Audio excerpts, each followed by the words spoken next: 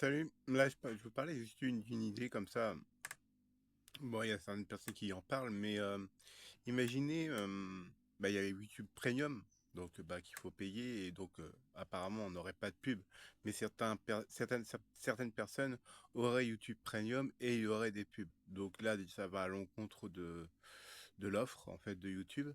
Et donc, imaginons qu'ils font une offre où il n'y a pas de pub du tout. Et bah, toutes les personnes qui ne seront pas en version premium pourraient avoir leurs vidéos en qualité 480p si c'est la version gratuite, et s'ils prennent la version premium, ils pourraient aller au-dessus du 480p. Ainsi, tous les utilisateurs qui seraient YouTube en version gratuite, donc version non premium, ils pourront aller jusqu'à 80p et ainsi faire moins de pollution au niveau des data centers. Parce que ça te sert à quoi de regarder une vidéo en Full HD ou en 4K sur ton écran qui va te demander beaucoup plus de bande passante et donc va demander beaucoup plus de débit, donc plus d'énergie sur les data centers, et donc plus de CO2, plus pour l'écosystème, l'écologie. Et donc, en fait, faire un système de 420p pour les versions gratuites et 420p, enfin 420, au-dessus de 480p pour ceux qui payent en premium. Et donc, toutes les personnes qui payent pas le version premium, ils seront bloqués à 480p. Et 480p, c'est regardable, hein. Tu vois très bien les choses. Et ainsi, ça éviterait des grosses pollutions.